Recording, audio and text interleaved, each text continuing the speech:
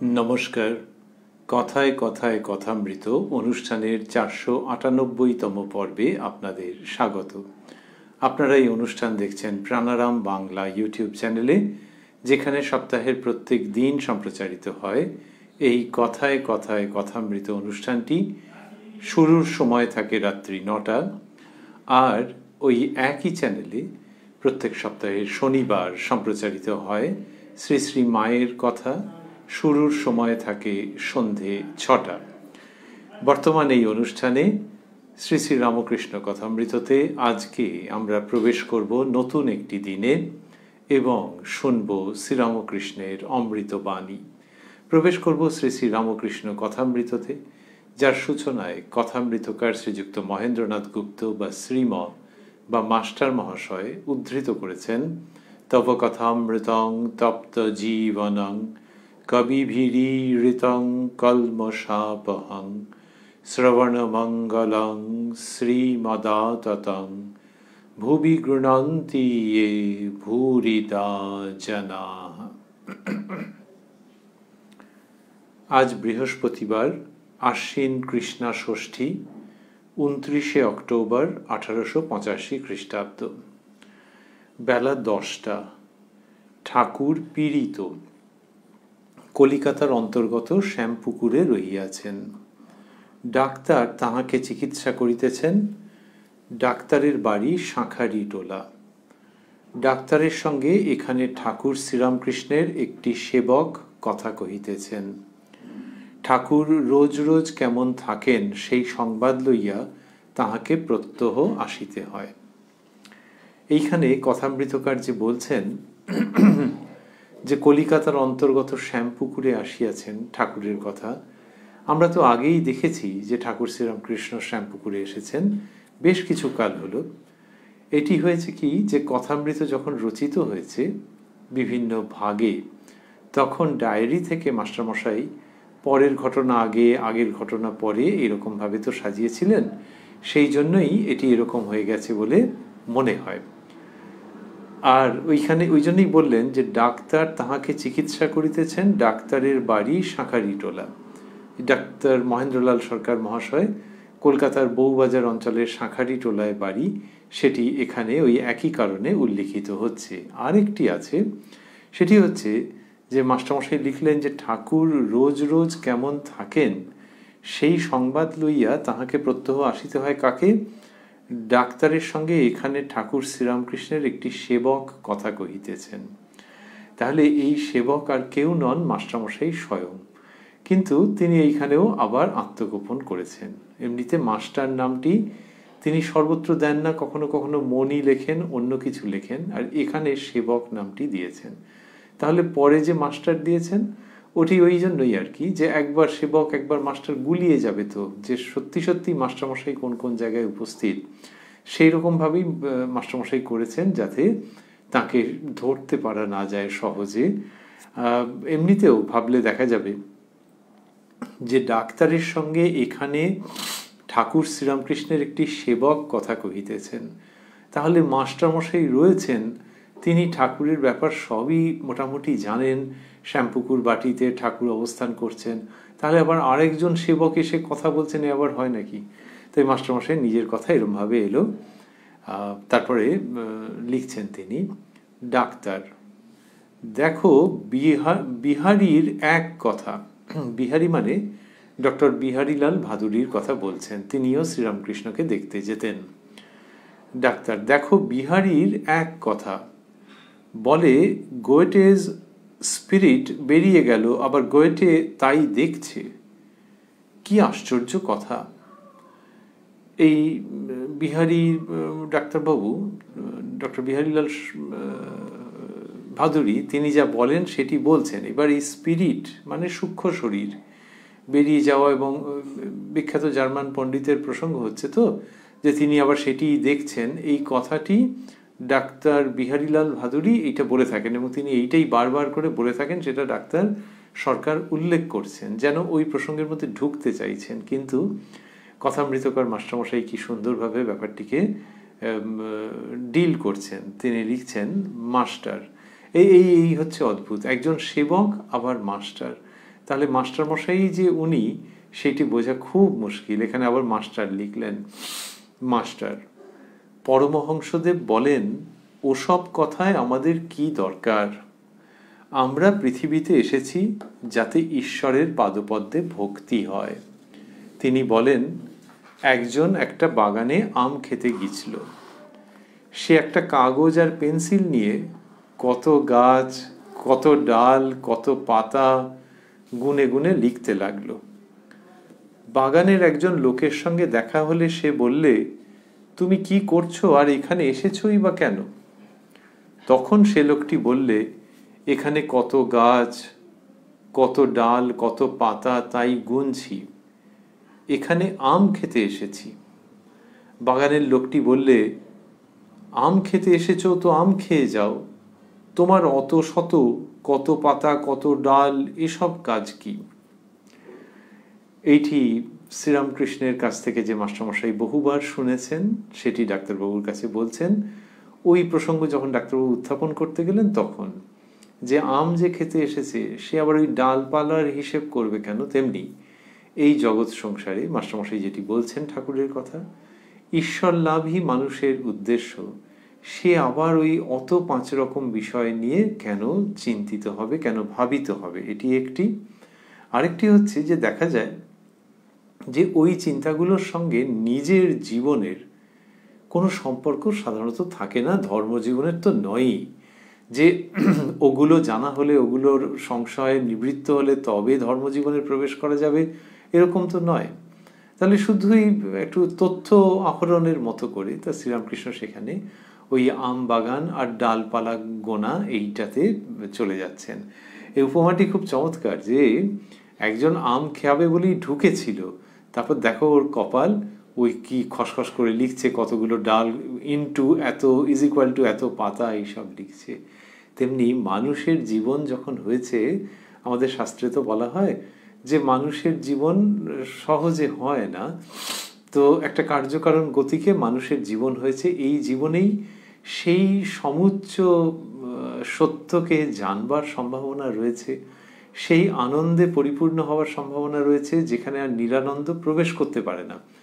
এই মানব জন্ম যে পেয়েছে, আম বাগানে যে ঢুকেছে, তারপরে আবার এই সব নিয়ে করছে, ওই খাতা পেন্সিল নিয়ে খসখস করে কী সব হিসেব করতে আরম্ভ করলো। দেখো এই জায়গায় শ্রীরামকৃষ্ণ যে গল্পটিকে বলছেন সেটি মাস্টারমশাই ডাক্তারবাবুকে যেই বলেছেন ওনার খুব ভালো লেগেছে। মাস্টারমশাই লিখছেন, ডাক্তার, পরমহংস 60টা নিয়েছে দেখছি। এইটি ডাক্তারবাবু বললেন। ডাক্তারবাবু শ্রীরামকৃষ্ণকে অনেক আগেও দেখেছেন, সেই মথুরবাবু থাকার সময় ডাক্তারবাবু দক্ষিণেশ্বরে গিয়েছিলেন।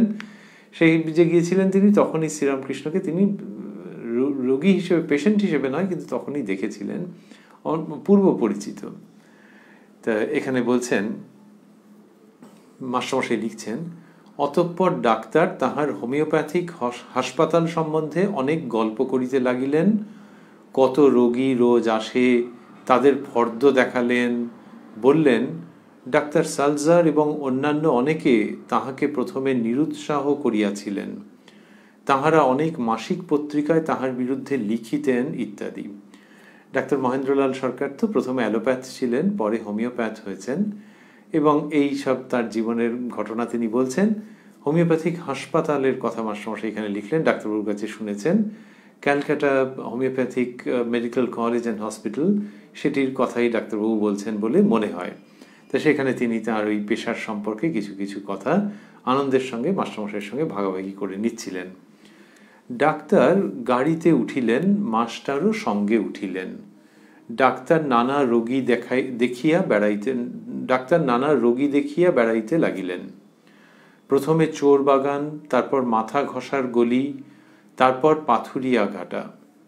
সব রোগী দেখা হইলে ঠাকুর শ্রীরামকৃষ্ণকে দেখিতে যাইবেন। ডাক্তার পাথুরিয়া ঘাটার ঠাকুরদের একটি বাড়িতে গেলেন, ঠাকুর পরিবার।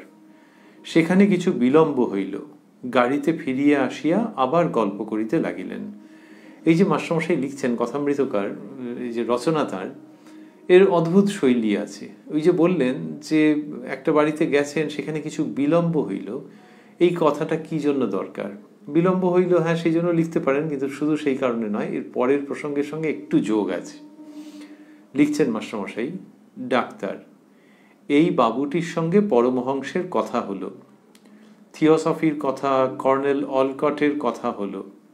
পরমহংস ওই বাবুটির উপর চটা, পরমহংস ওই বাবুটির উপর চটা। কেন জানো? এ বলে আমি সব জানি। তাহলে বোঝা যাচ্ছে যে এই সব কথা হয়েছে, তো ওই জন্য ডাক্তারবাবুর দেরি হয়েছে। আর এই উক্তিটা তিনি করেছেন, এটার সঙ্গে মাস্টারমশাই ঠিক মত দিতে পারছেন না এইটাতে। তিনি লিখছেন, মাস্টার, না চটা হবেন কেন, তবে শুনেছি একবার দেখা হয়েছিল, তা পরমহংসদেব ঈশ্বরের কথা বলছিলেন। তখন ইনি বলেছিলেন বটে যে হ্যাঁ ওসব জানি। ডাক্তার, এ বাবুটি সায়েন্স অ্যাসোসিয়েশনে 32,500 টাকা দিয়েছেন। সায়েন্স অ্যাসোসিয়েশন মানে হচ্ছে যে Indian association for the cultivation of science, যেটি ডাক্তারবাবুর প্রতিষ্ঠিত, তার অক্ষয় কীর্তি এটি একরকম। তা বললেন এই বাবুটি সায়েন্স অ্যাসোসিয়েশনে 32,500 টাকা দিয়েছেন। গাড়ি চলিতে লাগিল, বড় বাজার হইয়া ফিরিতেছে। ডাক্তার ঠাকুরের সেবা সম্বন্ধে কথা কহিতে লাগিলেন। ডাক্তার, তোমাদের কি ইচ্ছা একে দক্ষিণেশ্বরে পাঠানো? মাস্টার, না, তাতে ভক্তদের বড় অসুবিধা। কলকাতায় থাকলে সর্বদা যাওয়া আসা যায়, দেখতে পারা যায়। ডাক্তার, এতে তো অনেক খরচ হচ্ছে। মাস্টার, ভক্তদের সেজন্য কোনো কষ্ট নাই, তাঁরা যাতে সেবা করতে পারেন এই চেষ্টা করছেন। খরচ তো এখানেও আছে সেখানেও আছে, সেখানে গেলে সর্বদা দেখতে পাবেন না এই ভাবনা, এটি বলছেন মাস্টারমশাই। তো ডাক্তারবাবু খরচের কথা বলতে মাস্টারমশাই এইরকমভাবে বলছেন যে ঠাকুরের জন্য তাদের প্রাণ কাঁদছে, তো সেই জন্য খরচটা কোনো ঘটনাই নয়, এটি বলছেন। এইখানে আমরা লক্ষ্য করছি, এবারে কি হবে, ওরা শ্যামপুকুর বাটিতে গিয়ে উপস্থিত হবেন। আমরা লক্ষ্য করছি যে একটু আগে যে হলো যে একটি সেবক কথা কইতেছেন, তার সেই সেবক মানুষটা গেল কোথায়? ডাক্তারবাবু তো মাস্টারমশাইকে নিয়ে গাড়িতে উঠে পড়লেন। আসলে মাস্টারমশাই সেবক, সেইটি আবারও মনে হচ্ছে। এবার লিখছেন মাস্টারমশাই, ডাক্তার ও মাস্টার শ্যামপুকুরে আসিয়া একটি দ্বিতল গৃহে উপস্থিত হইলেন। ওই প্রথম দিকে এটি লিখেছেন বলে এটা হয়েছে বলে আমাদের মনে হয়। ডাক্তার ও মাস্টার শ্যামপুকুরে আসিয়া একটি দ্বিতল গৃহে উপস্থিত হইলেন। সেই গৃহের বাহিরের উপরে বারান্দাওয়ালা দুটি ঘর আছে, একটি পূর্ব পশ্চিমে ও অপরটি উত্তর দক্ষিণে দীর্ঘ। তাহার প্রথম ঘরটিতে গিয়া দেখেন ঠাকুর শ্রীরামকৃষ্ণ বসিয়া আছেন। ওই শ্যামপুকুর বাটির বর্ণনা। ঠাকুর সহাস্য, কাছে ডাক্তার ভাদুরী ও অনেকগুলি ভক্ত। ডক্টর বিহারীলাল ভাদুরীর কথা একটু আগে হলো, তার কথা এখানে রয়েছে। এবং সেখানে গিয়ে ডাক্তারবাবু এবং মাস্টারমশাই কি দেখছেন যে ঠাকুর শ্রীরামকৃষ্ণ বসে আছেন এবং ঠাকুর সহাস্য। ওই যে অসুখ যার জন্য দক্ষিণেশ্বর থেকে ওদের চলে যাওয়া শ্যামপুকুরে, সেটি থাকা সত্ত্বেও শ্রীরামকৃষ্ণের ওইরকম হাস্যমুখ।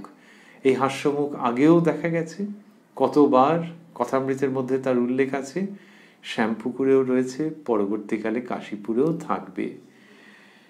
ডাক্তার হাত দেখিলেন ও পীড়ার সমস্ত অবস্থা অবগত হইলেন।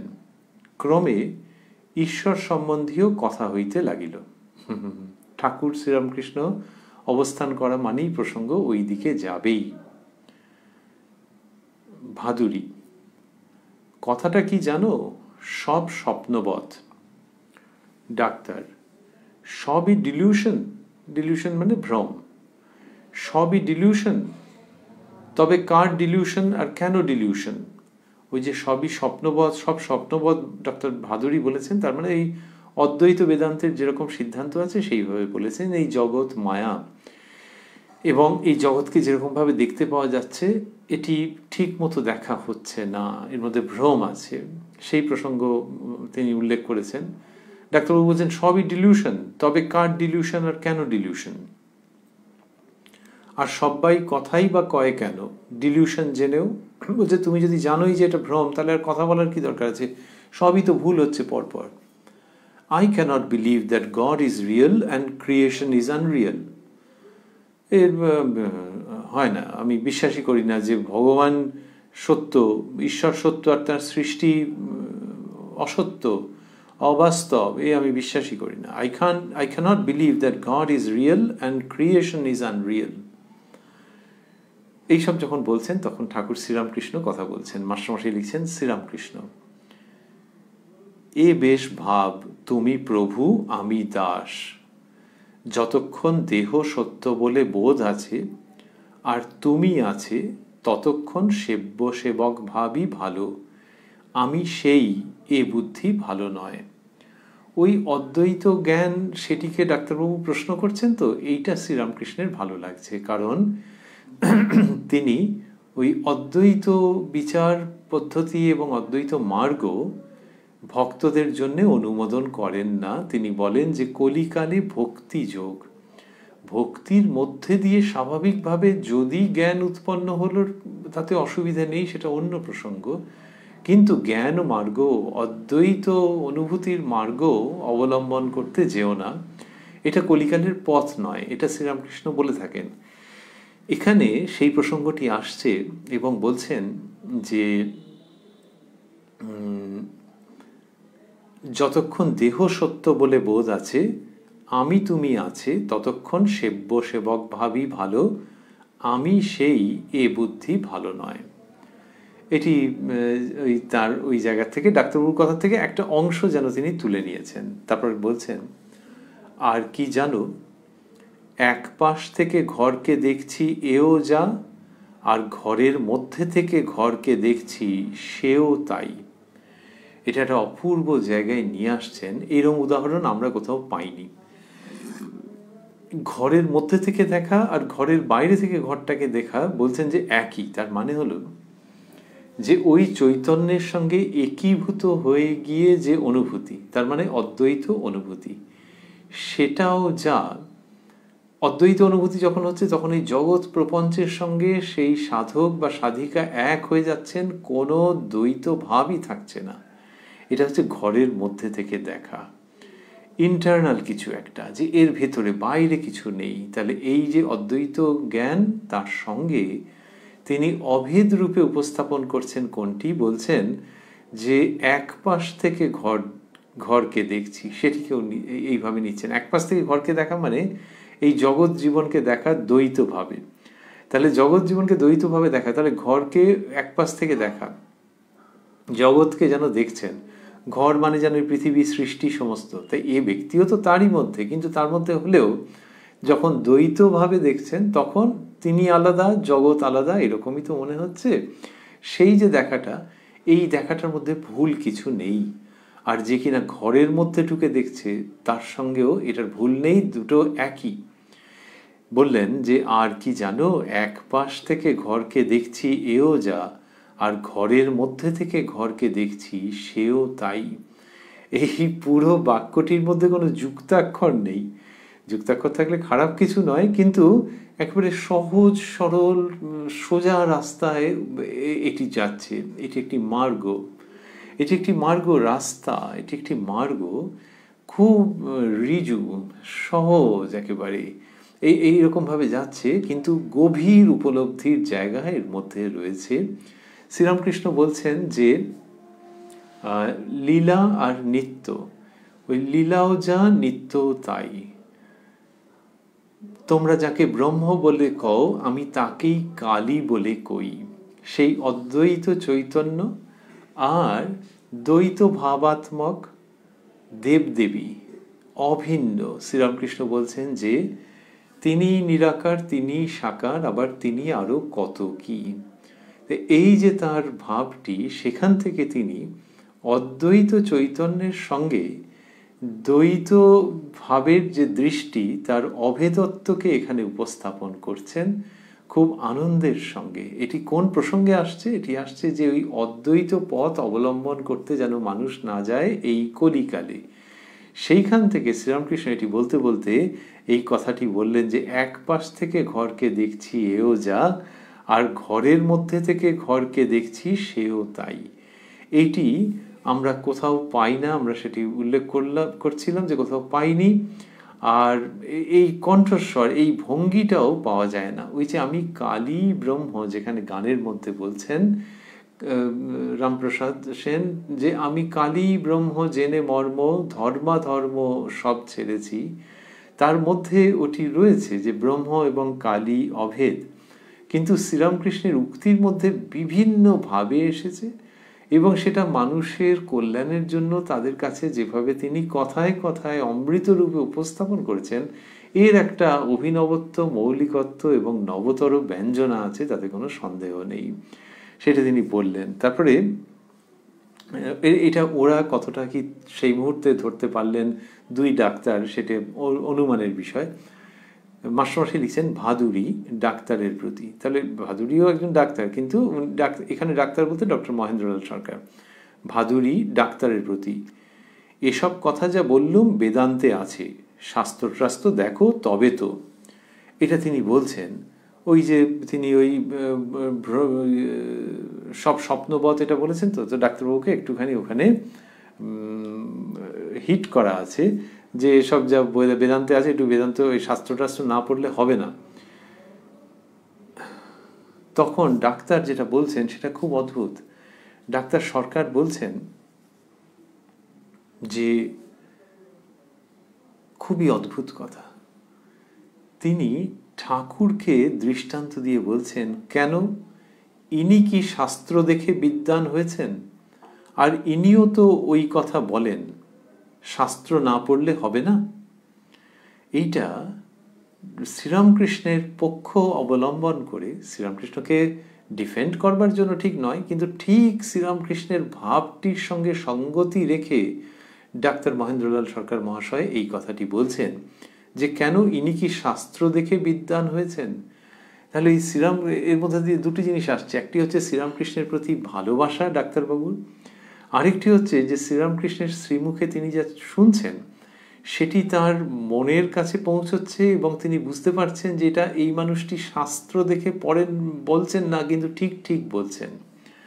অনুমানে বোঝা যায় যে ডাক্তারবাবু নিশ্চয়ই শাস্ত্র অনেক পড়েছেন, বিভিন্নভাবে চর্চা করেছেন, তার কথাবার্তার মধ্যেও সেটির প্রতিফলন আছে।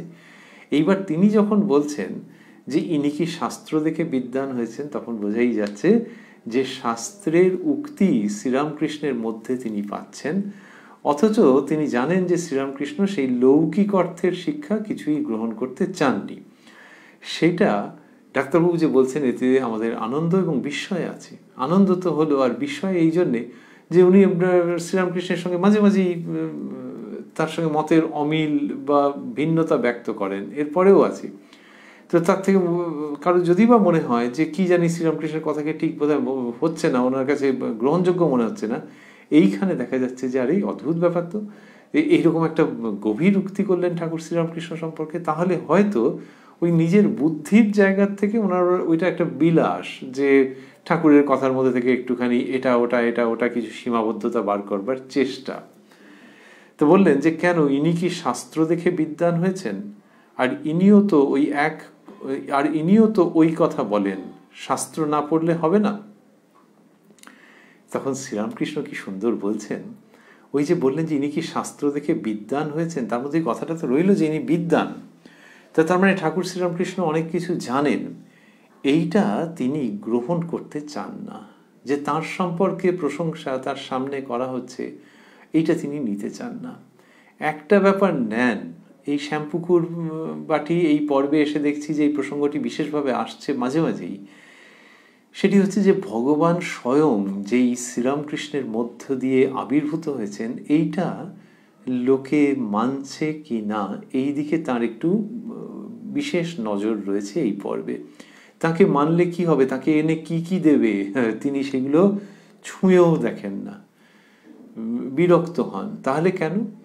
কারণ হচ্ছে যে ওই শ্রীরামকৃষ্ণের মধ্যে সত্যই যে সত্তা, সেটির সম্পর্কে মানুষ যত অবহিত হবে, যারা আসছে তত তাদের মঙ্গল হবে। এই অন্তলীলায় শ্রীরামকৃষ্ণ সেটির সম্পর্কে একটু সচেতন বেশি থাকেন। কিন্তু ব্যক্তিগতভাবে তাকে যখন একটা প্রশংসা করা হচ্ছে, যেন তার একটা অ্যাচিভমেন্ট, একটা অর্জন, সেখানে তিনি সঙ্গে সঙ্গে পিছিয়ে যাচ্ছেন, তার সত্তা ওটি নিতে চাইছে না। ডাক্তারবাবু এই যে কথাটি বলেছেন, তারপরেই শ্রীরামকৃষ্ণ বলছেন, মাস্টারমশাই লিখছেন, শ্রীরামকৃষ্ণ, ওগো আমি শুনেছি কত।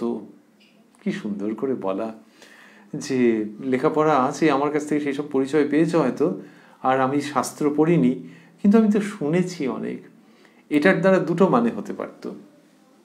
একটা হচ্ছে যে শাস্ত্র না জানলে ভগবানের ব্যাপার কিছু ধরা যায় না, কিন্তু সেটা নয়, কারণ শ্রীরামকৃষ্ণ এই শাস্ত্রের সীমিত উপযোগিতার কথা বিভিন্ন ভাবে বলেছেন। তাহলে আরেকটি কি? আরেকটি হচ্ছে ওইটা যে ইনি সব ঠিক ঠিক বলেন, সেইখানে শ্রীরামকৃষ্ণ যেন এক পা পিছিয়ে গিয়ে বলছেন, ওগো আমি শুনেছি কত, যে কথাটিকে ডাক্তারবাবু কাটবেন, এবং কাটবেন বলে আমরা ডাক্তারবাবুর কাছে কৃতজ্ঞ। শ্রীরামকৃষ্ণ বললেন, ওগো আমি শুনেছি কত। তখন ডাক্তারবাবু বলছেন, মাস্টারমশাই লিখছেন, ডাক্তার, শুধু শুনলে কত ভুল থাকতে পারে, তুমি শুধু শোনো নাই। এটা কি সুন্দর। এবং সেখানে শ্রীরামকৃষ্ণ কিছু প্রতিবাদ করলেন না। তাহলে এই যে ডাক্তারবাবু বলছেন যে শুধু শুনলে কত ভুল থাকতে পারে, তুমি শুধু শোনো নাই, তার মানে শ্রীরামকৃষ্ণের কথা অকাট্য বলে তিনি অন্তত বুঝতে পারছেন। আর কেউ শুনে একটা কিছু বলে দেবে, এটা সেইটা নয়। তাহলে কি? তাহলে যেটা থাকছে তাই, যে শ্রীরামকৃষ্ণ তার অন্তর্জগতে এই সত্যের সন্ধান পেয়েছেন, সত্যকে প্রত্যক্ষ করেছেন, সত্যের অপরোক্ষ অনুভূতি হয়েছে তার, সেই জন্যই তার কথাগুলির মধ্যে এরকম মাধুর্য ও বিশেষভাবে ডাক্তারবাবু যেটি বলতে চাইছেন, সত্যতা ও শক্তি। মাস্টারমশাই লিখছেন, আবার অন্য কথা চলিতে লাগিল।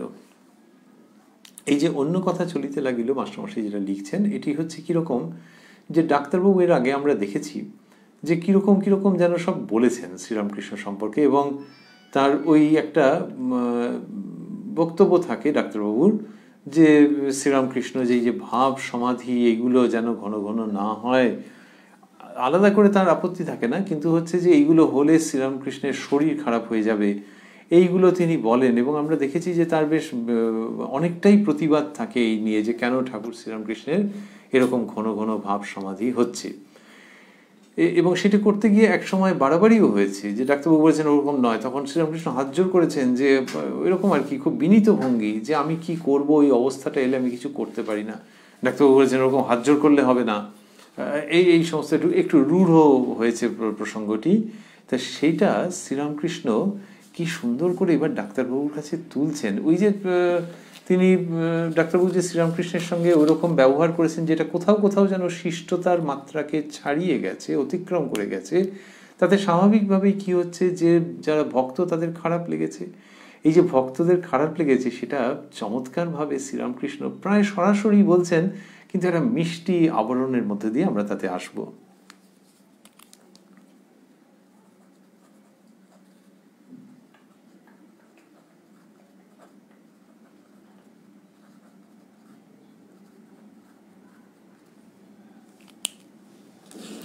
তিনি বলছেন, মাস্টারমশাই লিখছেন, শ্রীরামকৃষ্ণ ডাক্তারের প্রতি, আপনি নাকি বলেছ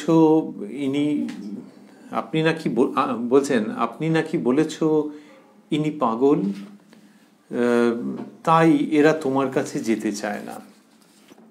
তা বললেন, ডাক্তারবাবুকে বলছেন, এবং সরাসরি প্রায় বললেন, যে আপনি নাকি বলেছ ইনি পাগল, তাই এরা তোমার কাছে যেতে চায় না। এরা, তারপর মাস্টারমশাই বন্ধনীর মধ্যে দিয়েছেন, মাস্টার ইত্যাদির দিকে দেখাইয়া, যে এরা সেই জন্য তোমার কাছে যেতে চায় না। হ্যাঁ, এরকমভাবে বলে দিলেন। তা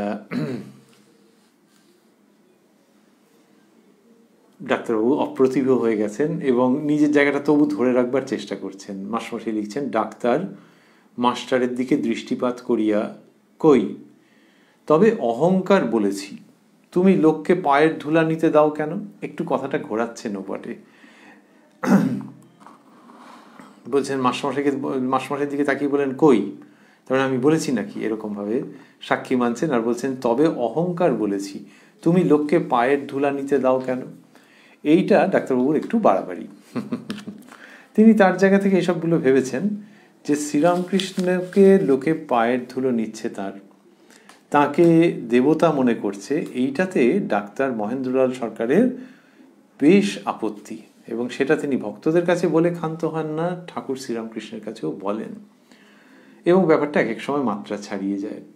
তার মত হচ্ছে যে এই যে একজন মানুষ, তো বিরাট মাপের একজন মানুষ, বলেছেন তিনি যে as man I have the greatest regard for him, কিন্তু তাকে ঈশ্বর এরকম ভাবার কি দরকার? এবার মুশকিল হচ্ছে যে যদি কেউ ভাবে যে ঈশ্বর, যিনি যে ভাবছে যে ঈশ্বর আছেন এবং এর মধ্যে অবতীর্ণ হয়েছেন, তাহলে তাকে ভাবতে দাও না, এরকম ঝামেলা করছো কেন? আর ডাক্তারবাবু আবার আরেক ডিগ্রি কেয়ার অ্যান্ড কনসার্ন দেখান, সেটা হচ্ছে যে এই মানুষটার ক্ষতি হচ্ছে। এরকম একটা অভিভাবকের জায়গা থেকে তিনি আবার বলেন যে একে একজন মানুষ হিসেবে খুব ভালো, তার বক্তব্যটা এরকম যে উন্নত চরিত্রের, কিন্তু তোমরা একে ঈশ্বর ঈশ্বর বলে এর একেবারে ক্ষতি করে দিচ্ছ। এতটাই তিনি স্বেচ্ছায় অভিভাবকের আসন গ্রহণ করে বসে থাকেন। এইটা মুশকিল হয়ে যায়। তা সেখানেই তার বক্তব্য যে কেন লোকে পায়ের ধুলো নেবে, পায়ের ধুলো আলাদা করে নেওয়ার কি আছে? হ্যাঁ, তাহলে যদি মানুষ হিসেবে খুব বড় হয়ে থাকে তাহলে ও পায়ের ধুলো নেবে কেন? এখন এগুলো মহা মুশকিলের কথা। এমনিতেও এখানে এই যুক্তি কেউ দেননি মাস্টারমশাই বা কেউ, কিন্তু যদি ভাবা যায় যে প্রত্যেক দেশেই তো একটা রীতিনীতি আছে, একটা কোনো জেস্চার, সেদিক থেকেও তো ভাবা যায়। এই যে নিচু হওয়া, পায়ের ধুলো নেওয়া, তার মানে কি যে পায়ের ওই ধুলো সেটা নিলেই আরেকজন ব্যক্তি বিরাট পরিবর্তিত হয়ে যাবে? তা নয়, কিন্তু অঙ্গ স্পর্শ করা তার একটা ভূমিকা। আর একটা হচ্ছে যে এইটা যে একজন বড় কাউকে দেখলে তাকে ওই রকমভাবে সম্মান জানানো, সম্মান জানানোর জন্য একটা না একটা কিছু পদ্ধতি থাকবে। তো এইটাই হচ্ছে ব্যাপার।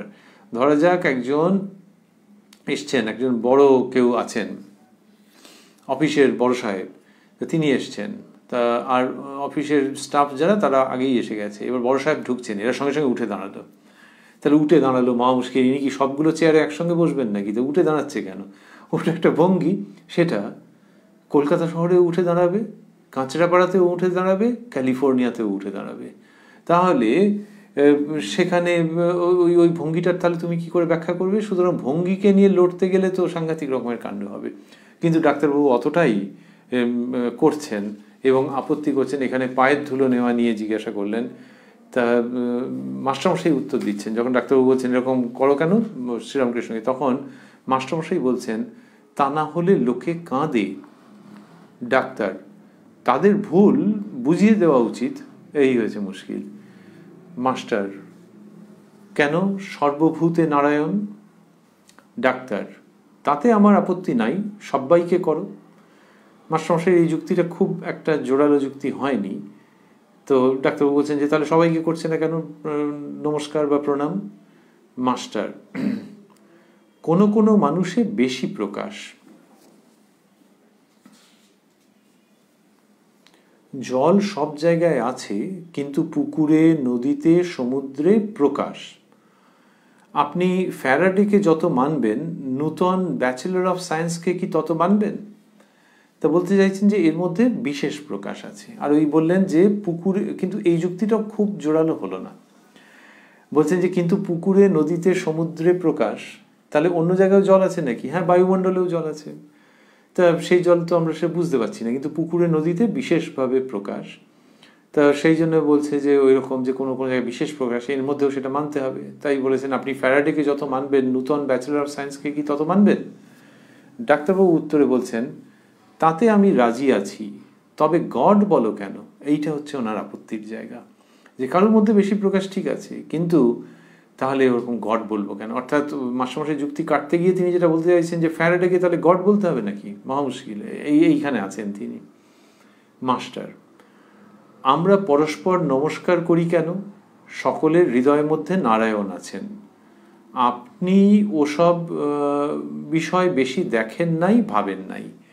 এইবার মাস্টারমশাই যথার্থ জায়গাটিতে আরো বেশি করে আসছেন, যে পরস্পর নমস্কার করার যে পদ্ধতি, এইখানে তিনি এসে গেলেন যে আপনার কথাই নিলাম, নিয়ে এই যে পরস্পরকে নমস্কার করা হয়, তো আপনি যে বলছেন না যে সবাইকেই করতে হবে, তাহলে আমরা তো করি, তো নমস্কার করি, এবং এই যে নমস্কারটা করছি, মাস্টারমশাই এইবার একদম থ্রাস্ট এরিয়াতে এসে গেছেন। নমস্কার যে করছি, মাস্টারমশাইয়ের বক্তব্যটি এরকম আছে যে ভগবানের সামনেও তো দাঁড়িয়ে ওরকম হাত জোড় করা হয়, তাহলে ভগবানের সামনে যদি করা হয়, মানুষের সঙ্গে একটু অন্যরকম করা যেতে পারতো, অন্যরকম কোনো ভঙ্গি, কিন্তু মানুষের সঙ্গে মানুষকেও হাত জোর করে করছে। এটা কেন? এটা আপনি আমার কাছ থেকে শুনে রাখুন যে মানুষের মধ্যেই নারায়ণ দেখা হয় বলে এটা করা হয়। আমরা পরস্পর নমস্কার করি কেন? সকলের হৃদয়ের মধ্যে নারায়ণ আছেন, আপনি ওসব বিষয় বেশি দেখেন নাই, ভাবেন নাই। তার মানে হচ্ছে যে ওটা নিয়ে আপনি বেশি কিছু বলবেন না। এদের মধ্যে খুব প্রীতির সম্পর্ক, যুক্তির জায়গাতেই আছেন। কিন্তু ডাক্তার যদি ওরকম বেপরোয়া আনসান উক্তি করতে পারেন, মাস্টারমশাইয়েরও অধিকার আছে যে সেটাকে থামানোর জন্য একটু তীক্ষ্ণভাবে বললেন যে আপনি ওসব বিষয় বেশি দেখেন নাই, ভাবেন নাই। শ্রীরামকৃষ্ণ ডাক্তারের প্রতি, কোনো কোনো জিনিসে বেশি প্রকাশ। আপনাকে তো বলেছি, সূর্যের রশ্মি মাটিতে একরকম পড়ে, গাছে একরকম পড়ে, আবার আরশিতে আর এক রকম। আরশিতে কিছু বেশি প্রকাশ। এই দেখো না, প্রহ্লাদাদি আর এরা কি সমান? প্রহ্লাদের মন প্রাণ সব তাঁতে সমর্পণ হয়েছিল। এটি বলছেন যে প্রহ্লাদাদি আর এরা কি সমান, এইটা বলার মধ্যে এমন একটা সপ্রেম বুদ্ধিমত্তা আছে যে অবাক হতে হয়। এই যে বলছেন যে আলাদা আলাদা আলাদা আলাদা বেশি প্রকাশ, এই বলতে গিয়ে প্রহ্লাদের নাম করলেন। তার মানে ওই চরিত্রকে ওই জায়গায় নিয়ে যাচ্ছেন, ক্রমশ ঈশ্বরাভিমুখী করছেন প্রসঙ্গটিকে, এবং ওই চরিত্রের মধ্যে যেরকম থাকতে পারে সেটিকে নিয়ে যাচ্ছেন। যে let's not talk about any Tom, Dick and Harry, কিন্তু যে বিশেষ প্রকাশ, যেমন এই ধরনের প্রহ্লাদের কথা তো জানো, সেটি নিয়ে এলেন। আরেকটা হচ্ছে যে মাস্টারমশাইয়ের সঙ্গে ডাক্তারবাবুর ওই যেরকম একটা ক্ল্যাশের জায়গা তৈরি হচ্ছিল, তো সেখানে মাস্টারমশাইকেই বা এই ভক্তরাও যারা রয়েছেন তাদেরকেই শ্রীরামকৃষ্ণ বলছেন যে মানে ভঙ্গিটা হচ্ছে যে আরে শোনো না, এরা এমন কিছু বড় নয়, কিন্তু কথাটা শোনো না। এই ভঙ্গিতে বলছেন এই দেখো না, প্রহ্লাদাদি আর এরা কি সমান? তাহলে যে মাস্টার তোমার যুক্তি কেটে দিচ্ছে, তাহলে ডোন্ট ওয়ারি, মাস্টারও তার জায়গাতে আছে। আবার দেখো প্রহ্লাদ, তিনি তার জায়গাতে আছেন। তো এই দেখো না, প্রহ্লাদাদি আর এরা কি সমান? প্রহ্লাদের মন প্রাণ সব তাঁতে সমর্পণ হয়েছিল। প্রহ্লাদের মন প্রাণ সব তাঁতে সমর্পণ হয়েছিল। এই কথার পরতে পরতে ঈশ্বরীয় আহ্বান রয়েছে।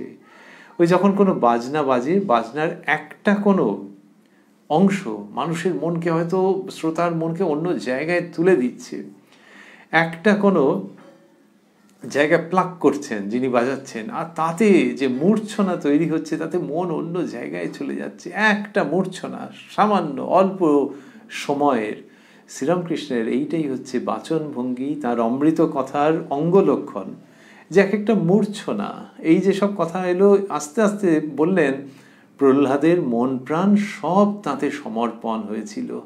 এই মূর্ছনা, যে আরে বাবা চুপ করো, আর যুক্তি টুক্তি, এই মাস্টার তুমি চুপ করো, এই ডাক্তার তুমি চুপ করো, এসো প্রহ্লাদের কথা ভাবি, যে মন প্রাণ সব তাঁতে সমর্পণ হয়েছিল, এই তো ঘটেছিল। এই মূর্ছনা তিনি আনছেন। কিন্তু ডাক্তারবাবু আবার এই যে নীরবতার মধ্যে শ্রীরামকৃষ্ণ পুরো প্রসঙ্গটাকে যে একটা নিরসন করে দিচ্ছেন, কোলাহল নিবারণ করছেন, সেখানে ডাক্তারবাবু আবার খচমচ করে এরপরে একটা বিপত্তি পাকিয়েছেন। মাস্টারমশাই লিখছেন, ডাক্তার চুপ করিয়া রহিলেন। এই যে আপাতত চুপ করলেন, সকলে চুপ করিয়া আছেন। শ্রীরামকৃষ্ণ ডাক্তারের প্রতি, দেখো তোমার এখানের উপর টান আছে, তুমি আমাকে বলেছ তোমায় ভালোবাসি।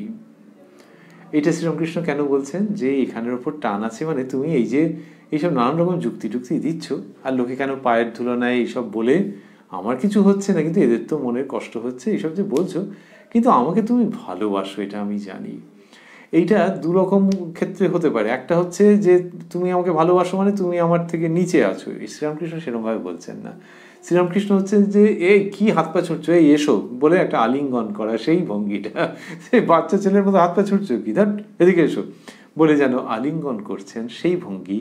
বললেন যে দেখো তোমার এখানের উপর টান আছে, তুমি আমাকে বলেছ তোমায় ভালোবাসি। আচ্ছা, আমাকে কথাটা রয়েছে আবার এখানের উপর, তাহলে আমার উপর বললেই তো হতো। আর এই যে তুমি আমাকে বলেছো, তাহলে দুটো দুরকম হলো কেন? এখন যাকে বলেছেন যে তোমায় ভালোবাসি, সেটা তো শ্রীরামকৃষ্ণকে ব্যক্তি হিসেবে দেখে তিনি বলেছেন, সেই জন্য তুমি আমাকে বলেছো তোমায় ভালোবাসি। তার আগের বাক্যটিতে কিন্তু দেখো তোমার এখানের উপর টান আছে, এই আমার উপর টান আছে, এইটা শ্রীরামকৃষ্ণ চট করে বলতে চাইছেন না, বলতে চাইতেনও না।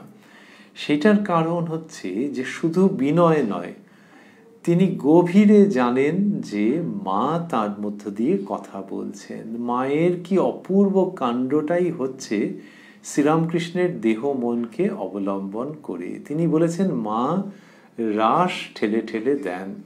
সেই জন্য এই যে ভালোবাসা, এই যে আকর্ষণটা হচ্ছে, এটা কার উপর যেন? এখানকার উপর। ওইখানে শ্রীরামকৃষ্ণের ওইটা। আর আমাকে বলেছো যে তোমায় ভালোবাসি, তো বললেন যে দেখো তোমার এখানের উপর টান আছে, তুমি আমাকে বলেছো তোমায় ভালোবাসি। আচ্ছা, এই ভালোবাসাবাসির কথার পর আর কিছু চলে? কিন্তু ডাক্তার বলছেন, কি ঝামেলার ব্যাপার। ডাক্তার, তুমি চাইল্ড অফ নেচার, তাই অত বলি। এই যে চাইল্ড অফ নেচার বলা মানে কিন্তু ঈশ্বরত্বের দিকে যাচ্ছেন না, উনি বলছেন যে প্রকৃতির নিষ্কলুষ বালক তুমি, সেই জন্য তোমাকে শেখাতে হয় আমার।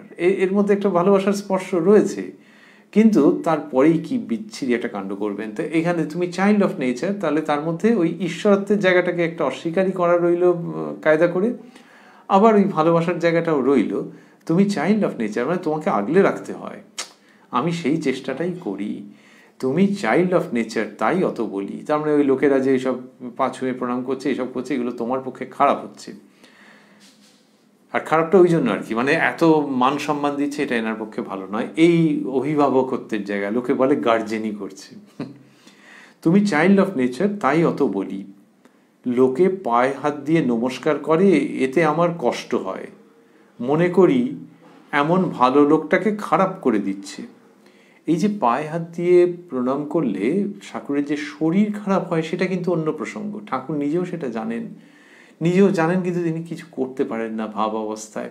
শ্রী শ্রী মা বলেছিলেন যে লোকের এইসব গ্রহণ করে, লোকের পাপ গ্রহণ করে ঠাকুরের এই অবস্থা, কিন্তু তিনি ভাব অবস্থায় কিছু করতে পারেন না। ডাক্তার কিন্তু সেই দিক দিয়ে বলছেন না, ডাক্তাররা বলছেন যে ওই অত মান সম্মান দিচ্ছে, লোকে পায়ে হাত দিয়ে নমস্কার করে, এতে আমার কষ্ট হয়। মনে করি এমন ভালো লোকটাকে খারাপ করে দিচ্ছে। কেশব সেনকে তার চেলারা ওই রকম করেছিল। তোমায় বলি শোনো শ্রীরামকৃষ্ণ, তোমার কথা কি শুনবো? তুমি লোভী, কামী, অহংকারী। একদম সঙ্গে সঙ্গে শ্রীরামকৃষ্ণ এটি বলছেন ডাক্তারবাবুর ওই প্রগল্ভতার উত্তরে, যেটির খুব প্রয়োজন ছিল। And the doctor was silenced. Sri Ramakrishna ওইখানে বলছেন, এটা আগেও আমরা দেখেছি। উনি বলেছেন, যখন ডাক্তার বলছেন যে ওইসব ডাক্তারবাবু বলছেন ওসব হাত জোর করে টোরে কি হবে, তোমার সাবধান হওয়া উচিত, তখন শ্রীরামকৃষ্ণ বলছেন যে আচ্ছা, আমার এই ভাবটা তুমি কি মনে করো? যদি ঢং মনে করো তাহলে তোমার সায়েন্স মাইন্স সব মিছে। বলেছেন, কিন্তু ডাক্তারবাবুর সেইটা হুঁশটা আসেনি। এখানে তাকে ওইটা বললেন, তুমি লোভী, কামী, অহংকারী। You just don't have any right to talk about such exalted matters. সেটা ডাক্তারবাবুকে বলে দিয়েছেন। ভাদুরী ডাক্তারবাবু, তিনি আবার ডাক্তারবাবুকে একটু প্যাসিফাই করার জন্য বলছেন, আবার মিলেমিশে একটা বলছেন। ভাদুরী ডাক্তারের প্রতি, অর্থাৎ তোমার জীবত্ব আছে, একটু সান্ত্বনা দিচ্ছেন। ওই যে ঠাকুর ওগুলো বলেছেন তো, ডাক্তারবাবু বলছেন, তখন ডাক্তার ভাদুরী বলছেন অর্থাৎ তোমার জীবত্ব আছে। জীবের ধর্মই ওই টাকা করি, মান সম্ভ্রমেতে লোভ, কাম, অহংকার, সকল জীবেরই এই ধর্ম। তার মানে তোমারও আছে, আমারও আছে, অন্যদেরও আছে। Please don't take it otherwise. কিন্তু ডাক্তারবাবু তো লাগবে তো বটেই। মাস্টারমশাই লিখছেন, ডাক্তার, তা বলো তো তোমার গলার অসুখটি কেবল দেখে যাব, অন্য কোনো কথায় কাজ নাই। তর্ক করতে হয় তো সব ঠিকঠাক বলবো।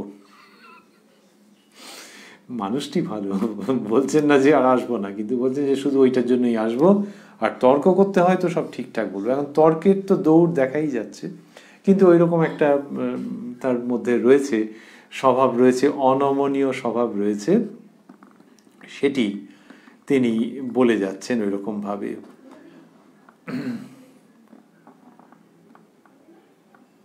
এইবার ঠাকুর শ্রীরামকৃষ্ণ ভাদুরী ডাক্তারবাবুর সঙ্গে কথা বলবেন।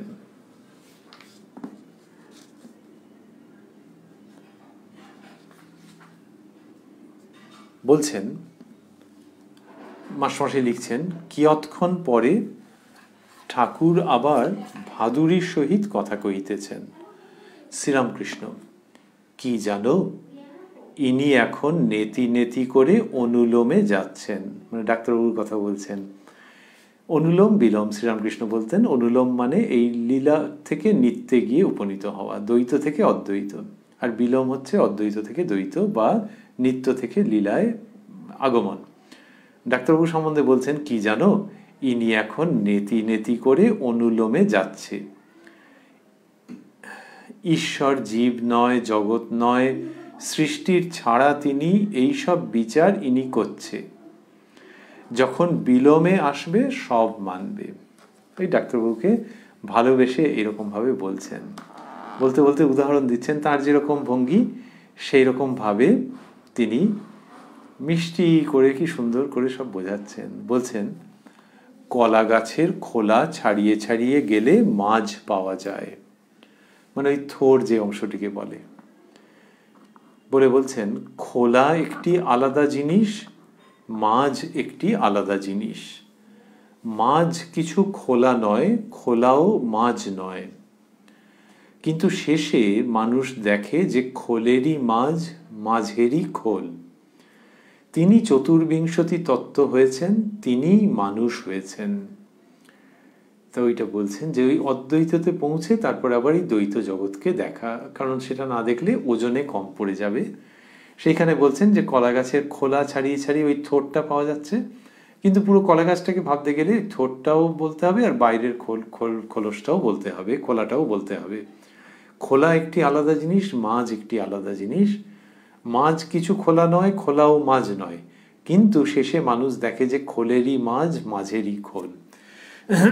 অন্যত্র উদাহরণ দিয়েছেন যে একটা ফল বাড়তে গেলে তার যে খোসা, সেই খোসাটাকেও থাকতে হয়। কেউ যদি বলে যে ফলের ভেতরটাই আসল, খোসাটা যদি ক্ষতিগ্রস্ত হয় ফলটা তো আর বাড়বে না। তো এইসব শ্রীরামকৃষ্ণ বলছেন যে তাহলে দুটো মিলিয়েই। তো এইখানে তিনি এটা বললেন, বলে বলছেন তিনি চতুর্বিংশতি তত্ত্ব হয়েছেন, তিনিই মানুষ হয়েছেন। বলে ডাক্তারবাবুকে বলছেন, মাস্টারমশাই লিখছেন, ডাক্তারের প্রতি ভক্ত তিন রকম, অধম ভক্ত, মধ্যম ভক্ত, উত্তম ভক্ত। অধম ভক্ত বলে ওই ঈশ্বর, তারা বলে সৃষ্টি আলাদা, ঈশ্বর আলাদা। মধ্যম ভক্ত বলে ঈশ্বর অন্তর্যামী, তিনি হৃদয় মধ্যে আছেন, সে হৃদয় মধ্যে ঈশ্বরকে দেখে। উত্তম ভক্ত দেখে তিনি এই সব হয়েছেন, তিনি চতুর্বিংশতি তত্ত্ব হয়েছেন। সে দেখে ঈশ্বর অধ ঊর্ধ্বে পরিপূর্ণ। ওই যে যেটি দেখা, সেটি বলছেন শ্রীরামকৃষ্ণ যে সর্বত্র দেখা, সেটি হচ্ছে উত্তম ভক্তের লক্ষণ। তাহলে ডাক্তারবাবু যদি অদ্বৈতের দিকে যান, লীলা থেকে নিত্যের দিকে যান, সেটা যেতে পারেন, কিন্তু তারপরেও অবস্থা আছে।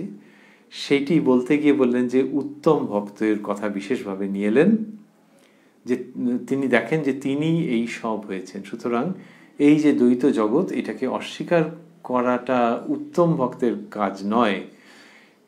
সেটি শ্রীরামকৃষ্ণ নিয়ে আসছেন, নিয়ে এসে বলছেন সে দেখে ঈশ্বর অধ ঊর্ধ্বে পরিপূর্ণ। তারপর বলছেন তুমি গীতা, ভাগবত, বেদান্ত এসব পড়ো, তবে এসব বুঝতে পারবে। এই ভঙ্গিটিও খুব সুইট, খুব মিষ্টি। তার মানে আমাকে নিয়ে যদি তোমার অসুবিধে থাকে তাহলে ওইগুলো পড়ো না, ওইগুলো পড়লে বুঝতে পারবে। এই ডাক্তারবাবুর এই একটা মুশকিলের ব্যাপার। আগে বললেন যে এর মতো বিদ্বান বই না পড়ে আবার এরকমভাবে কন্ট্রাডিক্ট করছেন, মানে ওই নমস্কার করার জায়গাটাকে কিছুতেই নিতে পারছেন না, প্রণাম করার জায়গাটাকে। তো শ্রীরামকৃষ্ণ বলছেন যে তুমি গীতা, ভাগবত, বেদান্ত এসব পড়ো, তবে এসব বুঝতে পারবে। এমনিতে সাধারণত এরকমভাবে তিনি বলতেন না বা বলেননি। তিনি শাস্ত্রের সীমিত উপযোগিতার কথা বলেছেন, যে গুরু মুখে শুনে নিতে হয়, সাধু মুখে শুনে নিতে হয়, তারপর সাধন করতে হয়, সেটি মুখ্য, এইভাবে বলেছেন। এখানে ডাক্তারবাবুকে এরকম বললেন তার মানসিকতার কথা ভেবে। তারপর বলছেন ঈশ্বর কি সৃষ্টি মধ্যে নাই? এই যে কি সুন্দর, এত মানে মোলায়েম ভাবে নিয়ে আসছেন যে মনের মধ্যে আর কোনো দুঃখ থাকছে না। ডাক্তার একটু অভিমানে গজগজ করছিলেন তো, যে শুধু দেখে চলে যাব আর কিছু বলবো না, বলতে গেলে সব ঠিক ঠিক কথাই বলতে হয়। এই একেবারে বাচ্চা, তাকে যেরকম ভাবে ভোলায় শ্রীরামকৃষ্ণ মায়ের মতো বাবার মতো সেইভাবে ভোলাচ্ছেন, কিন্তু অন্য কিছু দিয়ে নয়, ঈশ্বরীয় কথা দিয়েই ভোলাচ্ছেন বলা যেতে পারে, অথবা ভুল জিনিসগুলোকে শোধরাচ্ছেন, কিন্তু বড় নমনীয় পেলব ভঙ্গি। যখন এটি বললেন যে ঈশ্বর কি সৃষ্টির মধ্যে নাই, এটি বলেছেন তো, তার মানে কি হলো যে ওই ঈশ্বর তিনি সব কিছুর মধ্যে রয়েছেন, এবং এই সৃষ্টির মধ্যে যখন ঈশ্বর আছেন কোথাও তার বেশি প্রকাশ হতে পারে, এই জায়গাটাতে নিয়ে আসছেন। আর ওই দেখো, ডাক্তার না মান অভিমান সব ভুলে গেছে। ডাক্তার না সব জায়গায় আছেন, আর আছেন বলেই খোঁজা যায় না, আবার নিজের রূপ ধরেছে। তার মানে এই অভিমানী বালককে শ্রীরামকৃষ্ণ আবার ট্র্যাকে নিয়ে চলে এসছেন, যে ঠিক আছে আবার চলো, আবার ইট পাটকেল মারতে শুরু করেছে। কিন্তু অভিমান সমস্ত মুছে দিচ্ছেন মায়ের মমতায়, বাবার স্নেহে। ডাক্তার বলছেন না সব জায়গায় আছেন, আর আছেন বলেই খোঁজা যায় না, যে ওই সর্বত্র আছেন, ওই কোথাও বেশি প্রকাশ ওইটাতে যেতে চাইছেন না, ওই জন্য বলছেন যে সব জায়গায় খোঁজা যায় না। কিয়ৎক্ষণ পরে অন্য কথা পড়িল। শ্রীরামকৃষ্ণ এবারে অন্য কথার মধ্যে আসছেন, ডাক্তারবাবু সেই রকম ভাবে বলছেন।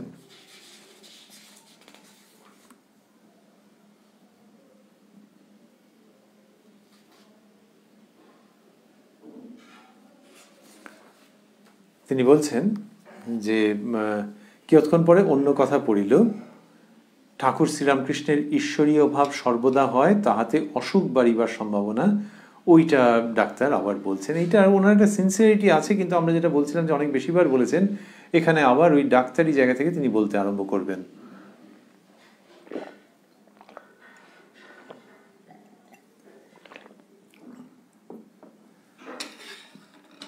মাস্টারমশাই লিখছেন যে ঠাকুর শ্রীরামকৃষ্ণের ঈশ্বরীয় ভাব সর্বদা হয়, তাহাতে অসুখ বাড়িবার সম্ভাবনা। ডাক্তার শ্রীরামকৃষ্ণের প্রতি, ভাব চাপবে, আমার খুব ভাব হয়, তোমাদের চেয়ে নাচতে পারি, তোমাদের থেকে বেশি আমি এসব করতে পারি। এবারে ওখানে উপস্থিত রয়েছেন ছোট নরেন, ঠাকুর শ্রীরামকৃষ্ণের বালক ভক্ত, আর খুব রসিক সে। আমরা কথামৃততে আগে বিভিন্ন জায়গায় পেয়েছি, এত মজার মজার কথা বলেন, এক এক সময় ভক্তরা হো হো করে হেসে ফেলেন। ছোট নরেন, পল্টু, এরা সব। ডাক্তার যেই বলেছেন যে আমার খুব ভাব হয়, তোমাদের চেয়ে নাচতে পারি, ছোট নরেন সহাস্যে, ভাব যদি আরেকটু বাড়ে কি করবেন? পুকুরে ঝাঁপ মারবে নাকি? তো কিন্তু ওইরকম ভাবে বলেছেন, আর তোমাদের চেয়ে নাচতে পারি, এখন এইটা বলাতে ছোট নরেন এটা বলেছেন। এখন ছোট নরেন, তার তো বয়স খুব কম নরেন্দ্রনাথের সঙ্গে, যাতে কোনো নামের দিক থেকে ভ্রান্তি তৈরি না হয়, ওই জন্য ছোট নরেন ঠাকুর বলতেন। কিন্তু বয়স কম, তো ডাক্তারবাবুকে এটা বলে দিয়েছেন, কিন্তু ডাক্তারবাবু মাইন্ড করছেন না, উনি আবার যুক্তির দিক দিয়ে যাচ্ছেন। বলছেন ডাক্তার, মাস্টারমশাই লিখছেন, ডাক্তার যখন ছোট নরেন বলেছেন যে সহাস্যে বলেছেন ভাব যদি আরেকটু বাড়ে কি করবেন? ডাক্তার, কন্ট্রোলিং পাওয়ারও বাড়বে, মানে সেটাকে নিয়ন্ত্রণে আনার যে শক্তি সেটাও বাড়বে, অর্থাৎ সেটারও আরো বেশি শক্তির আমি প্রয়োগ করব। শ্রীরামকৃষ্ণ ও মাস্টার, সে আপনি বলছো, বন্ধনীর মধ্যে বলছেন, তাহলে এইটা বলছে যে সে আপনি বলছো। এই যে বলছেন যে সে আপনি বলছো, এটা কি হয়েছে যে ঠাকুরও বলেছেন, মাস্টারমশাইও বলেছেন, দুজনে একসঙ্গেই বলে দিয়েছেন। সেই কারণে ওই সে আপনি বলছো বন্ধনীর মধ্যে আবার রয়েছে বলছেন, এই কথাটি এসছে। তার মানে ঠাকুর হয়তো বলছো বলেছেন, আর ডাক্তারবাবু বলেছেন বলছেন। তখন বলছেন যে মাস্টার, এতে লিখছেন যে মাস্টারমশাই লিখছেন মাস্টার ভাব হলে কি হবে আপনি বলতে পারেন? অর্থাৎ ওই ভাবের আধিক্য হলে যে কি যে হবে সে তো আপনি বলতে পারছেন না। এইভাবে করে প্রসঙ্গটি ওইখানে সমাপ্ত হলো। তারপরে কি লিখছেন, মাস্টারমশাই লিখছেন যে কিয়ৎক্ষণ পরে টাকা কড়ির কথা পড়িল। শ্রীরামকৃষ্ণ ডাক্তারের প্রতি, আমার তাতে ইচ্ছা নাই তা তো জানো, কি ঢং নয়। এই যে বলছেন যে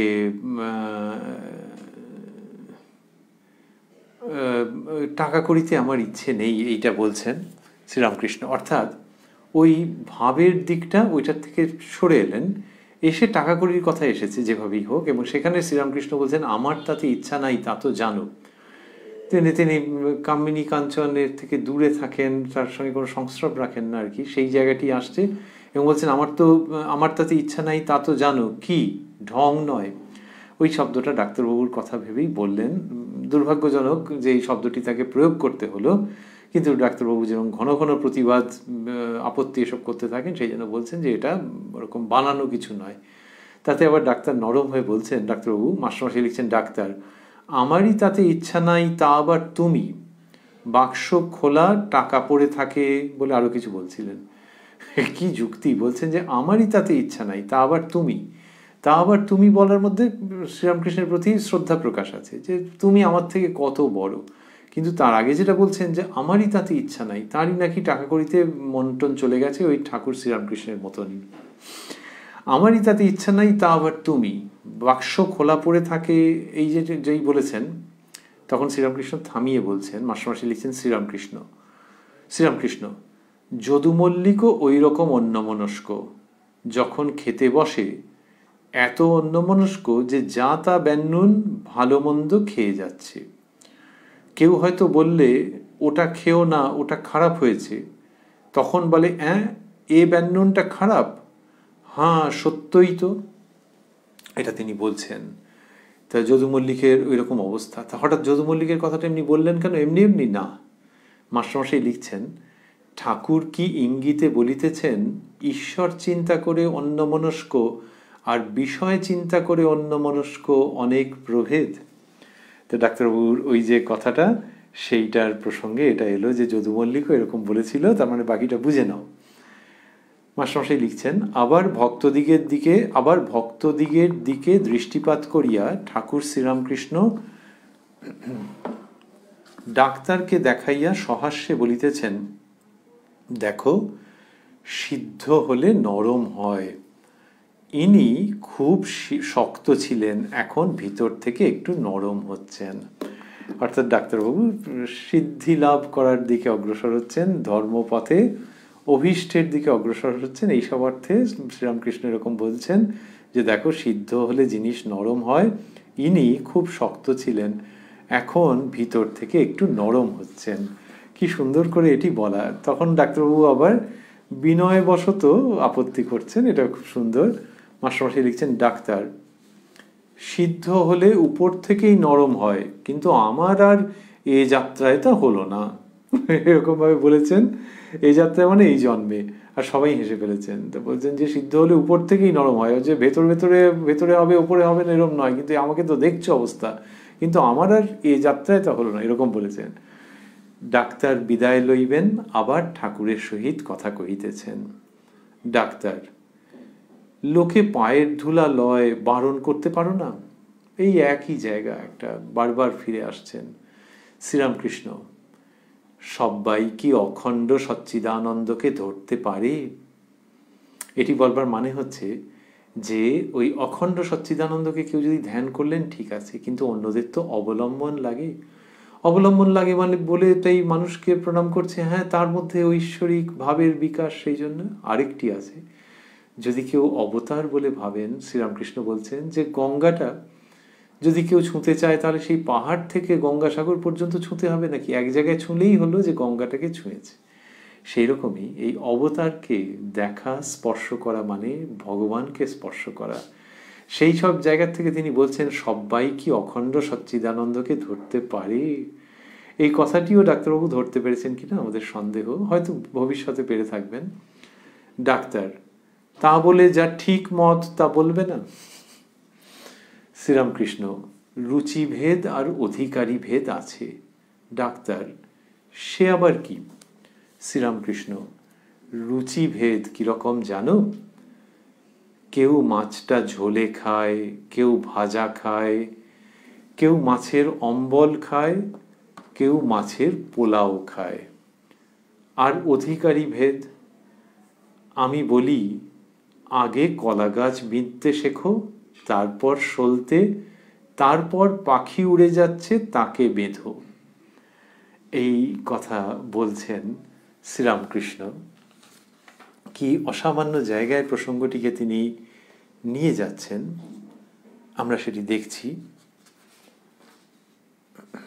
এবং বলছেন যে ওই রুচিভেদের কথা বললেন প্রথমে, যে কেউ মাছটা ঝোলে খায়, কেউ ভাজা খায়, কেউ মাছের অম্বল খায়, কেউ মাছের পোলাও খায়। এই যে রুচিভেদে নানান রকম ঈশ্বর সৃষ্টি করেছেন, সেটি শ্রীরামকৃষ্ণ বলে থাকেন যে যার যেরকম রুচি, অখণ্ড সচ্চিদানন্দকে সবাই ধরতে পারবে না, সেই জন্যে কেউ ভক্তিপথ হয়তো অবলম্বন করছে, কেউ অন্যান্য পথ অবলম্বন করছে, কিন্তু শ্রীরামকৃষ্ণ বলেন যে এই মাছটা যেভাবেই খাক না কেন সমান পুষ্টি হবে সকলেরই। যে সেটির কথা উল্লেখ করলেন আর বললেন আর অধিকারী ভেদ। আমি বলি, তাহলে অধিকারী ভেদ মানে কে কোনটা করতে উপযুক্ত, কাকে কোনটার অনুমতি দেওয়া যায়, কে কতটা অগ্রসর হয়েছে তার উপরে নির্ভর করছে। অর্থাৎ এখানে ডাক্তারবাবুকে বলার মানে হচ্ছে যে এই যে তর্কগুলো করছো, একটা ভেতরে অবস্থা লাভ না হলে এগুলো করতেও পারবে না, এগুলো দিয়ে ফল হবে না, উল্টো বুঝবে, এইসব হবে। এটাই তো অধিকারী ভেদ। সেই অধিকারী ভেদটা মানে কোনো একটা কাউকে কিছু আলাদা করে পাইয়ে দেওয়া নয়, কোনো প্রিভিলেজের প্রসঙ্গ নয়, কিন্তু হচ্ছে যেমন যেমন এগিয়েছো তেমন তেমন।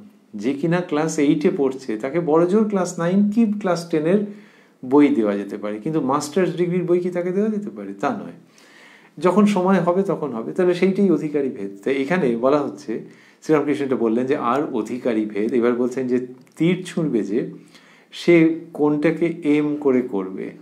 প্রথমে গ্রস বস্তুকে, স্থূল বস্তুকে লক্ষ্য করবে।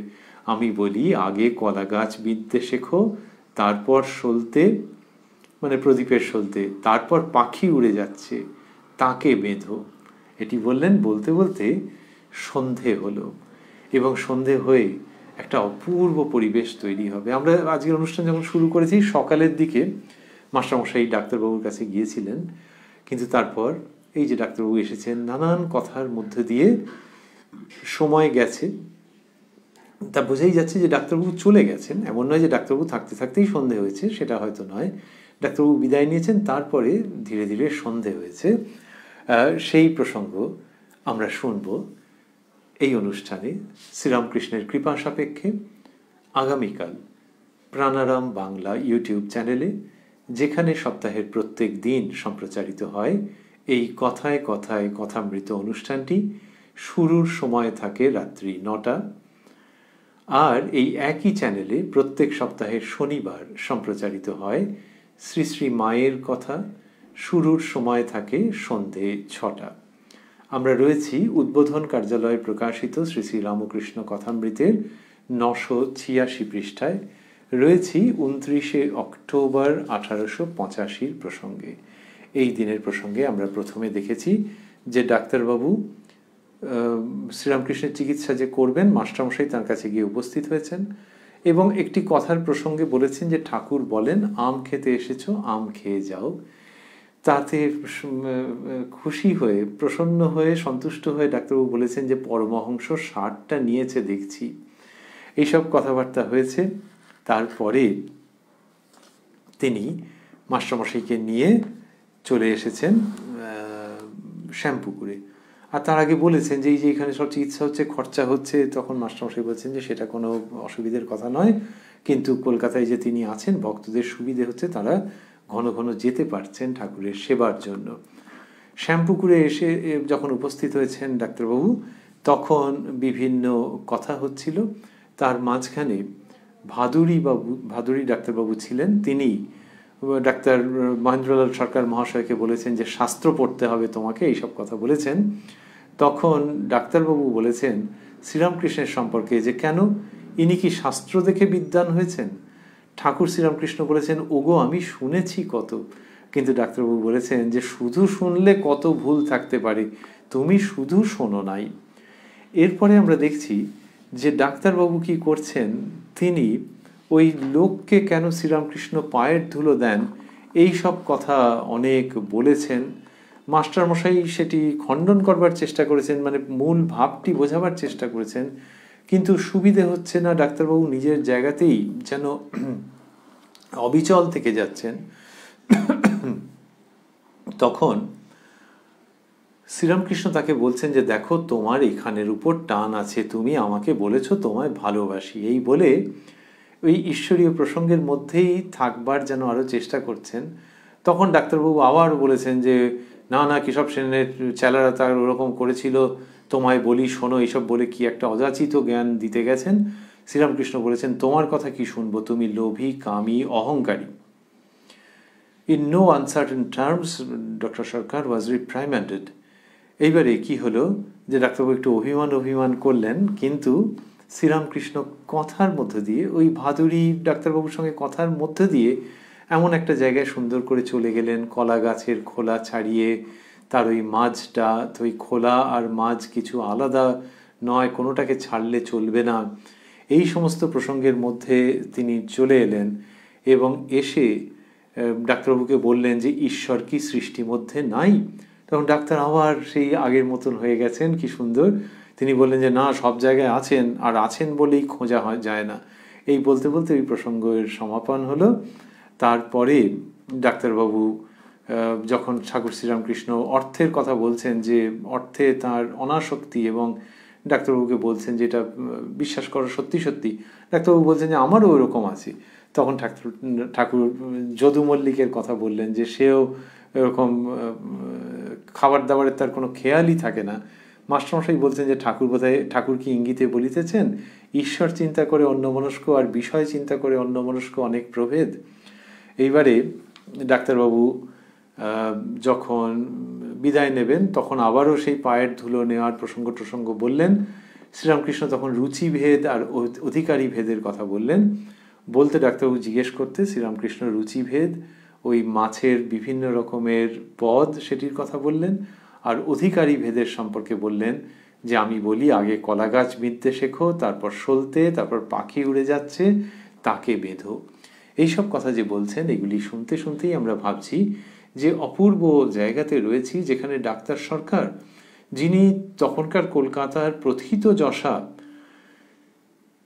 বিদ্বৎজনদের অন্যতম, সেই তাঁর সঙ্গে শ্রীরামকৃষ্ণের কথা হচ্ছে। এবং ডাক্তার সরকারের প্রসঙ্গে আমরা এটিও ভাবছি যে শ্রীরামকৃষ্ণের কাছে, তার সান্নিধ্যে যারা এসেছেন, খুব বড় মাপের লেখাপড়া জানা লোক, তাদের অন্যতম doctor Mahendralal Sarkar, Indian association for the cultivation of সায়েন্সের প্রতিষ্ঠাতা আমরা আগেই স্মরণ করেছি। এইখানে কথামৃতর মধ্যে দিয়ে দেখছি যে শ্রীরামকৃষ্ণ কিভাবে তার কাছে ঈশ্বরীয় তত্ত্ব উপস্থাপন করছেন। ডাক্তার সরকার পরবর্তী জীবনে এই সব কথা কতটা গ্রহণ করেছেন সে তো আর লেখাজোখা নেই, সেগুলো ভেতরের প্রসঙ্গ। কিন্তু আজকের দিনেও কোনো মানুষ যদি ভাবেন ডাক্তার সরকারের মতো যে ব্যাপারটা এইরকম আমি বুঝে গেছি, এগুলো শোনবার বিশেষ দরকার নেই, কথামৃতের মধ্যে আমরা দেখছি যে সেই রকম মানসিকতার মানুষ, কতকটা অ্যাগনস্টিক রকমের, অজ্ঞেয়বাদী রকমের, কতকটা নিরাকারবাদীর মতো, কিন্তু ঠিক হয়নি জিনিসগুলো, হয়নি মানে সময়ের অপেক্ষা হয়তো।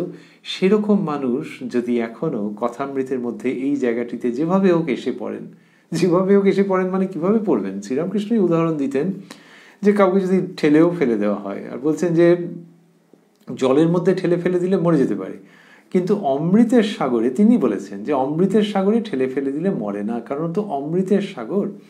তা এই যদি এখনকার দিনেও এরকম কোনো সংশয়ী মানুষ, তা যেভাবেই হোক যদি ঝপাং করে এই অমৃতের সাগরের কোনো একটি জায়গাতে পড়েন, ধরা যাক এই যে 29শে অক্টোবর 1885 প্রসঙ্গে আমরা রয়েছি, তাহলেই কোনো সন্দেহ নেই যে তার অন্তঃকরণ পরিবর্তিত হতে আরম্ভ করবে এবং তিনি ওই অমৃতের আস্বাদন পেতে আরম্ভ করবেন। ডাক্তার মহেন্দ্রলাল সরকার এবং শ্রীরামকৃষ্ণের যে কথোপকথন, যে বিনিময়, তার মধ্যে ওই পূর্ণ সম্ভাবনা রয়ে গেছে। সেই সূত্রেই আমরা ভাবছি যে আমরা যার মধ্যে অবস্থান করছি সেই শ্রীরামকৃষ্ণের অমীয় বাণী সত্যি সত্যি মাস্টারমশাই লিখেছেন শ্রী শ্রী রামকৃষ্ণ কথামৃত, এবং এটি আসলে অমৃতের সাগর, যার মধ্যে শ্রীরামকৃষ্ণের এই উপদেশ অনুযায়ী যে ডুবলে মানুষ মরে না, অমর হয়। ওং নিরঞ্জনং নিত্যম অনন্ত রূপং ভক্তানুকম্পা ধৃত বিগ্রহং বৈ ঈশাবতারং পরমেশমিড্যং তং রামকৃষ্ণং শিরসা নমামঃ। প্রাণারাম প্রাণারাম প্রাণারাম প্রাণারাম প্রাণারাম প্রাণারাম। কি যেন লুকানো নামে তাই মিষ্ট এত তব নাম। প্রাণারাম প্রাণারাম প্রাণারাম প্রাণারাম প্রাণারাম